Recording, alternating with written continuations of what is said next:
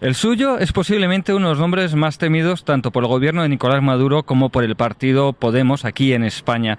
Estamos hablando de Julio Montoya, diputado del partido Primero Justicia, que tiene pruebas contundentes de la relación de la Fundación CEPS con el gobierno bolivariano y ha venido a tratar de este tema tanto con los medios, pero también, sobre todo, con los partidos políticos españoles. Ha aceptado amablemente reunirse con Periodista Digital.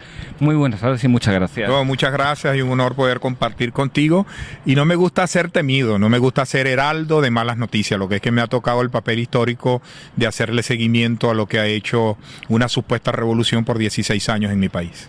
Bueno, decíamos que usted tiene los documentos de CEPS. Usted denuncia que el gobierno ha pagado esa fundación, a este Centro de Estudios Políticos y Sociales aquí de España.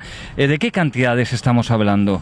Con tu venia, primero quiero decirte que yo no vine a España a eso. Yo vine a España a investigar cómo unos venezolanos que ejercían cargos de presidentes, viceministros, directores de la policía secreta, lograron tener 4.200 millones de dólares en un banco en Andorra. Y en banco que se cierra o se investiga en el mundo aparece una lista siempre de funcionarios del gobierno, tanto de Chávez como hoy del presidente Nicolás Maduro. De hecho, he venido a España a pedir ayuda con diputados, senadores, etcétera. Pero era inevitable opinar sobre este tema porque fui el diputado que le solicitó a la Fiscalía venezolana una investigación sobre qué es lo que hacía la Fundación Centro de Estudios Políticos y Sociales en Venezuela, el señor Monederos, entre otros. Porque el señor Monedero podía tener programas en Venezolana Televisión, que es la empresa, que es la televisora del Estado venezolano. Él podía tenerlo, pero yo soy diputado de la República y no me hacen una entrevista ni puedo ir a ningún programa en eso. Pero además de que cuando él iba, el presidente Chávez llamaba al programa en vivo y establecían un diálogo. Es decir, había una relación más que clara y evidente. El señor Errejón también iba con frecuencia a Venezuela, al extremo que en el mismo sepelio del presidente Chávez, del lamentable fallecimiento del presidente Chávez, le preguntaban qué opinaba él de cómo iba a recoger la historia en 5 palabras a Chávez, y él dijo, bueno, Chávez, Chávez, Chávez, Chávez, Chávez, e inició su llanto. Entonces, de alguna manera, lo que está claro es que hay una relación afectiva e ideológica plenamente clara, y eso no es un delito. Yo puedo ser amigo, simpatizante y hasta apóstol de una idea. Pero más allá de eso, luego se empezaron a encontrar hallazgos. El hallazgo de la factura donde esta fundación fue contratada para asesorar al Banco del ALBA en la moneda única de los países del ALBA y en una estrategia de comunicación para eso, me llamó mucho la atención, sobre todo porque es que yo vivo allá y la moneda del ALBA no existe. Entonces ya ahí hay unas ganas de saber qué ha pasado allí. Luego en Venezuela, usted que nos está viendo a través de este prestigioso línea de comunicación, en Venezuela hay colas hoy para comprar comida. Los enfermos de VIH no tienen los retrovirales porque no encuentran los dólares preferenciales. Los enfermos de diabetes tienen dificultades para encontrar la insulina.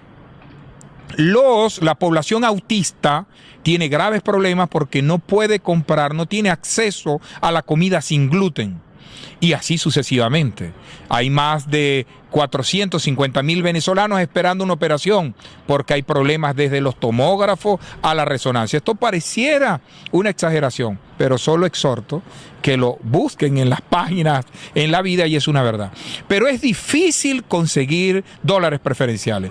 Pero bueno, entonces aparecen solicitudes de Juan Carlos Monedero solicitando en Cadivi, que es la unidad que otorga estos dólares, solicitándoselos y además aprobándoselos. Es decir, ¿qué actividad económica? Porque la única manera que a ti te den ahí recursos, si eres extranjero, es que has ejercido una actividad económica que la has vendido en bolívares, pero tú no te puedes traer bolívares para el exterior, tienes que cambiarlos, y para cambiarlos tienes 2 posibilidades. Una, donde $1 vale 6.30 bolívares, que es allí, o tienes que ir al mercado paralelo donde $1 vale 280 bolívares. ¿no? Es una diferencia cambiar tus dólares a 6.30 o cambiarlos a 280. Pues Juan Carlos Monedero lo pudo hacer a 6.30. Entonces, en términos de derecho, hay una pluralidad de indicios que me llevaron no solo a pedir la investigación, sino para investigar otras cosas. Y de esos encuentros, de esos hallazgos, podemos seguir comentando. Entonces, ¿de qué cantidad? Estamos hablando que no solo la Fundación CEPS cobró, sino que también algunos dirigentes a modo individual, lo que hoy en día es Podemos. Bueno, yo lo que no puedo determinar, porque si un diputado en España le pide al Ministerio de Hacienda informes financieros, lo más probable, como debe ser, es que se los van a enviar. Pero si yo lo pido en el Ministerio de Hacienda de Venezuela, lo más probable es que me acusen de traición a la patria y que lo que estoy es tratando de buscar información para entregársela al imperialismo de moda. Digo de moda porque ahorita el imperialismo es el español, ¿no? Y ya pasamos del de Obama. Nosotros tenemos que irnos adecuando al pensamiento del presidente de la República y del chavismo. Yo lo que no sé, que esos recursos que pedía Juan Carlos Monedero, si eran de trabajo individual o de trabajo colectivo de la fundación, ¿no? No lo puedo determinar. Lo que yo sí puedo determinar, y me ha extrañado mucho, y te arranqué diciendo que yo no venía a esto porque yo no quiero hacer lo que Monedero y Errejón hacían en Venezuela, que es participar en el debate interno venezolano. Porque si ellos hubiesen ido a Venezuela a asesorar, tienen su perfecto derecho. Hay consultoras en el mundo. Pero es que el problema es que ellos iban a programas de televisión, a programas de radio, a mitines, a reuniones con los círculos, que por cierto me llama la atención que aquí también le dan el nombre de círculos, porque los círculos fueron inventados allá, los círculos bolivarianos, y ayer pude ver un acto donde se reunió con sus círculos, ¿no? En Venezuela no es casta, es cogollo, cúpula, pero es más o menos el mismo discurso. También hay vídeos de Chávez hablando de casta. Sí, sin duda alguna. Y de poder popular. Allá en Venezuela hay un poder popular extraño, porque a las Fuerzas Armadas la llaman Ministerio del Poder Popular de la Defensa, pero de esos tipos, 4 han sido encontrados con la populosa forma de tener millones de dólares en bancos en el exterior. Pero he visto con mucha sorpresa, incluso estando aquí, que Juan Carlos Monedero, el señor, con todo respeto, no lo conozco personalmente, solo en su opinión política en Venezuela, ha dicho que cuando actuó el CET en Venezuela no existía el partido Podemos. Y yo digo que eso es mentira y están mintiendo. Y lo puedo probar. Claro, porque ellos dicen que ellos asesoraron en época de Chávez, pero no así en época de Maduro. Parece que se están desmarcando. Esto no responde a la realidad, por lo que usted dice. Cada quien tendrá la responsabilidad. Insisto, para mí no es delito que ellos sean chavistas. No, pero hablo del tiempo. Ellos dicen, no, nosotros con Chávez. Sin embargo, claro, Podemos se monta ya después. Estrictamente en tiempo y espacio, no es cierto. Porque la SED produjo, por ejemplo, un documento de asesoramiento comunicacional, que es lo que ellos hacen en Venezuela, a Nicolás Maduro, para cómo identificar la protesta de Venezuela en el 2014. ¿Cómo identificarla? No llamarlos protestantes, no llamarlos opositores, sino llamarlos fascistas, llamarlos agentes del imperialismo, llamarlos pitiyanqui, y un lenguaje que está claramente en un informe que ya yo he presentado y que ya incluso algunos diarios lo han sacado a la luz pública. Y eso lo hizo esa fundación. Por cierto, eso tiene un evento importante, que no es responsabilidad de la SED. Eso fue los argumentos, esa propuesta comunicacional de ellos al gobierno. Esos son los mismos argumentos que utilizó Maduro para encarcelar a Leopoldo López, para encarcelar a Antonio Ledesma, para encarcelar a los estudiantes. Es decir, son fascistas, son agentes del imperialismo, son pitiyanqui, son golpistas. Exactamente los mismos argumentos. Es decir, que un documento como ese puede ser culpable de que hoy existan en Venezuela presos políticos. Bueno, Juan Carlos Monedero tuvo un alto cargo directivo en el Centro Internacional Miranda, contó con despacho propio en el Palacio de Miraflores. ¿Exactamente qué papel jugaba Monedero en estas altas instituciones del Estado? Pero primero habrá que identificar, a fin de quien te lee y te escucha, que es el Centro Francisco de Miranda. El Centro Francisco Miranda es una fundación de promoción de la ideología del chavismo en el subcontinente de América Latina, y que posteriormente iba a convertirse en la fundación de las ideas de Chávez para el mundo. Es eso lo que se hace allí.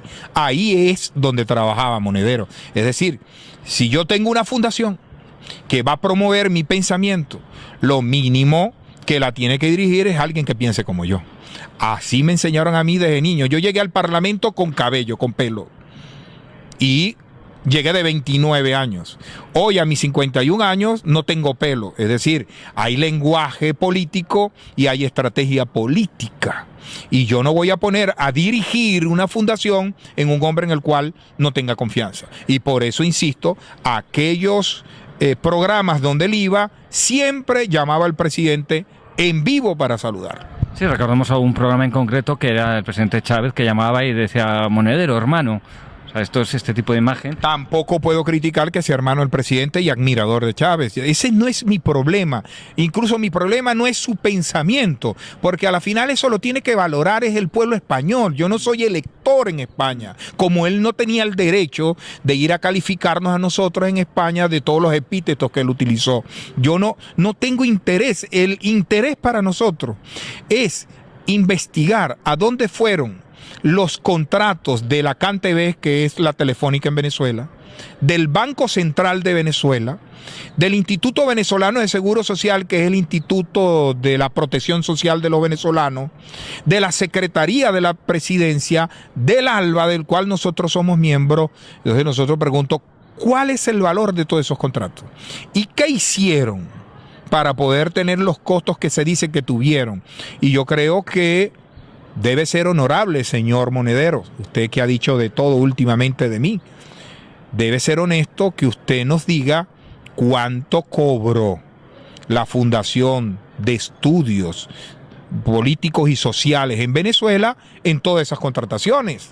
Usted debe decirle al pueblo español y a mí o a nosotros los venezolanos cuánto nos costó. Hemos visto que Monedero jugó un papel muy importante, pero sabemos que también estuvo ahí otras personas como Íñigo Errejón, Pablo Iglesias o la experta en encuestas, Carolina Vescanza. Sí. ¿Qué papel jugaron todas estas personas? Bueno, yo en lo personal te digo, yo no recuerdo haber visto a Pablo Iglesias en Venezuela en funciones ni de la fundación ni de asesoramiento. Si a mí me preguntas tú, no creo que Pablo Iglesias, él personalmente, haya ejercido funciones de asesoría de la fundación en Venezuela. En cambio, los otros tres que sí me nombraste, está claro su participación en varias situaciones particulares, pero debo ser honesto, ¿no? Y decirte lo que yo creo. Usted en una entrevista reciente ha dicho que usted pensaba que la influencia mayor era de los asesores cubanos, los asesores castristas, pero que después descubrió que en realidad eran los españoles, los profesores de la Complutense, como les llamaban. ¿Cómo llegaron a tener tanto poder, tanta influencia en Venezuela estos llamados profesores de la Complutense? Bueno, primero seré incapaz de decir los españoles, porque hoy he conocido muchos españoles que no tienen ese pensamiento.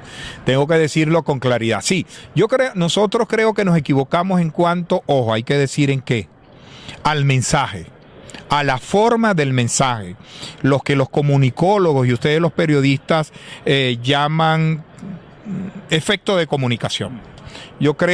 Nosotros creíamos que la comunicación del gobierno o del régimen venezolano estaba más o menos diseñada por el régimen cubano por su alta influencia, ¿no? No, a partir del hallazgo de los documentos y cuando vemos que el día el presidente Maduro iba a entregar unas viviendas y vemos el documento que la fundación generó para lo que tenía que decir Maduro ese día y cómo debía hacerse y los comparamos en el acto y el documento, vemos que es lo mismo. Significa que si me tocaría dar un baremo de confianza en lo que producía este instituto, en lo que finalmente hacía el régimen en términos comunicacionales, podría decir que en escala del 1 al 5, asumiendo 5 máximo, esto tenía un valor entre 4 y 5 siempre. Es decir, las recomendaciones en materia de comunicación e incluso se diseñaba el sitio donde iba a ir el pueblo, donde iban a ir las autoridades, donde iba a ir la foto del presidente Chávez, ojo, eso es bueno decirlo porque si iba el presidente Chávez ya había muerto, por lo tanto ese asesoramiento no fue antes del 2013, sino estaba entre el 13 y el 14. Para ese momento entiendo yo que ya estaba el génesis de este movimiento. Es decir, yo sí creo hoy que la influencia en el mensaje del régimen chavista y del régimen de Maduro estaba más o menos diseñada con alta influencia sobre esta fundación. No sé si es que ellos están muy influenciados de Ramonet, no sé si las cosas vienen por allí, pero Ramonet es un hombre permanente en el discurso venezolano, como a mi manera de ver, aunque ellos también lo han negado por allí, Chomsky, porque la manipulación mediática de Chomsky en Venezuela se ejecuta en la práctica todos los días. Bueno, también con anterioridad estuvo Norberto Ceresole, el argentino, o sea, ahí han pasado todo tipo de asesores, ¿no? Y en el caso concreto... ¿Qué asesores, hermano? Sí, es tremendo Ceresole, negador del Holocausto, entre otras cosas. Pero ¿cómo pueden estos asesores españoles, este grupo concreto, llegar a coger tanto poder, tanta influencia sobre el resto de asesores o el resto de influencias? Bueno, yo voy a diferenciar el término poder al término influencia, en que algún teórico dirá que la influencia es poder, pero como el poder en la política por lo general está relacionado al ejercicio del gobierno, no creo que esta fundación tenía ejercicio de gobierno en Venezuela, a excepción del espacio de la Fundación Francisco de Miranda, donde sí, a mi manera de ver, había influencia en el ejercicio de la gobernabilidad de esa fundación. Entonces, influencia sí. ¿Cómo lo hicieron? No te lo puedo asegurar. Eso es casi la piedra angular en la investigación que estoy haciendo. El día que lo descubra, creo que podré descifrar todo lo que ahí ha venido ocurriendo en los últimos años. Ahora viajemos un poquito más a centrar, dejemos un poco de lado a Podemos y a CEPS. Bueno, usted, su denuncia ante la Fiscalía venezolana, ¿usted cree que puede llegar a buen puerto o cree que se va a topar con puertas cerradas? Bueno, a mí me ha tocado, vamos a hablar en términos de la moda del Twitter, y colocaría en mis denuncias el hashtag tarde o temprano. Porque a mí me ha tocado quizás los casos más difíciles. Me tocó denunciar a Walid Maclet, que fue un narcotraficante en Venezuela que logró penetrar las instituciones del gobierno.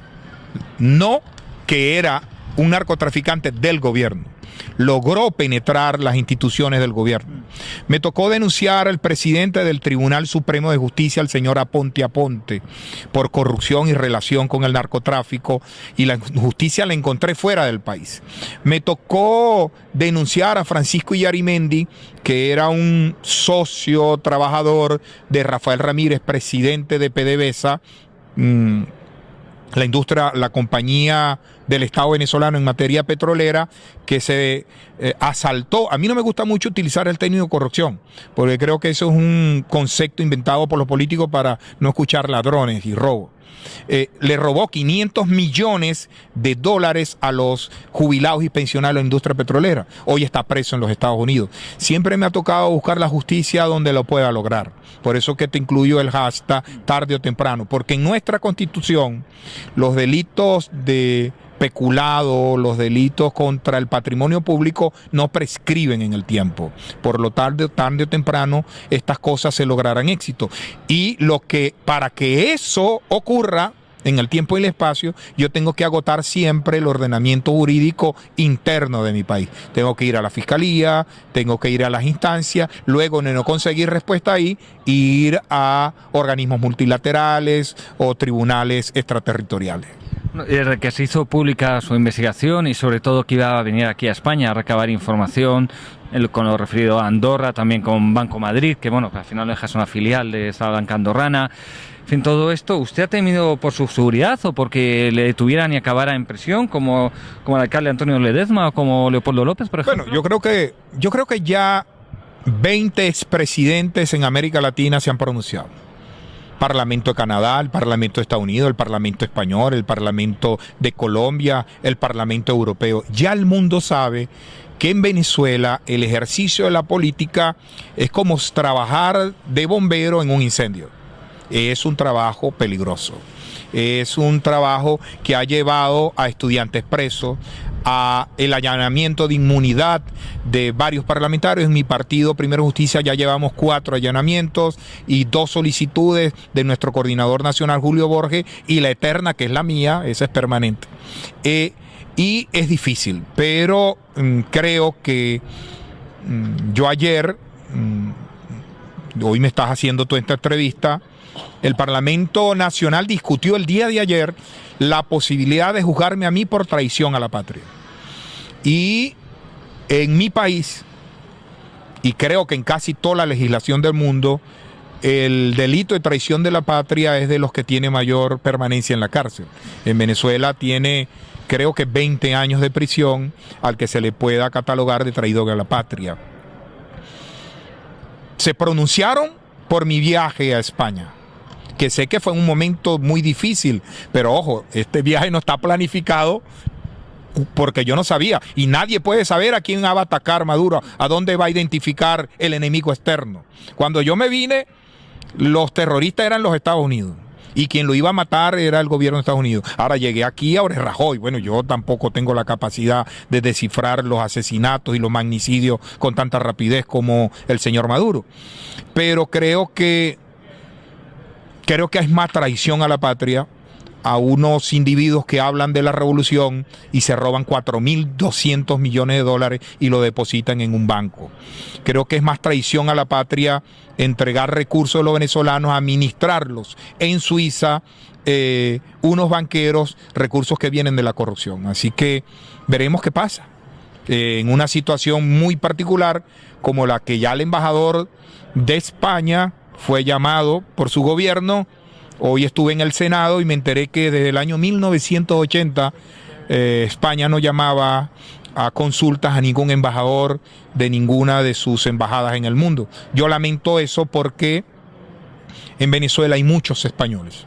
En Venezuela hay mucho canario que ayudó a nuestro desarrollo, mucho gallego. En Venezuela hay mucho catalán que fueron allá y con mucha tristeza un conflicto diplomático que aspiramos sea solo lo que normalmente hace Nicolás, podría alterar la vida de esos ciudadanos. Pero es que la diáspora de los venezolanos hoy también es grande en España. Hoy tenemos muchos venezolanos en España. Es decir, solo tú que me estás viendo, tienes que preguntarte, ¿por qué antes iban los españoles a Venezuela y por qué la cosa ahora es al revés? Usted lo ha dicho, se ha reunido en el Senado con los partidos españoles, ¿verdad? Solo una cosa, ¿se ha reunido usted con Podemos, con Izquierda Unida? ¿Le han puesto algún motivo si no han querido reunirse con usted? Bueno, es público notorio que yo le he solicitado que si ellos quieren que veamos los documentos, conversemos. Yo soy un demócrata. Y como demócrata no voy a dejar de intentar siempre el diálogo. Lo que he escuchado tanto al embajador de Venezuela y a ellos decir que yo no tengo moral porque yo soy un corrupto, porque a mi esposa la condenaron por un delito de corrupción, es lo que los he escuchado decir. Y yo le quiero decir a ellos, si yo fuese corrupto y he denunciado todo esto, en un régimen marco jurídico como el de Venezuela, yo estuviera preso. En el caso de mi esposa, en medio de una enfermedad donde perdió 2 vértebras de la columna, que se debatió entre la vida y la muerte, fue sometida a una investigación que sus abogados tomaron una decisión para salvarle la vida, para poder suspender el juicio. Pero hay un punto importante en esto. Los hechos que le imputan a mi esposa ocurrieron 4 años antes de que ella se casara conmigo.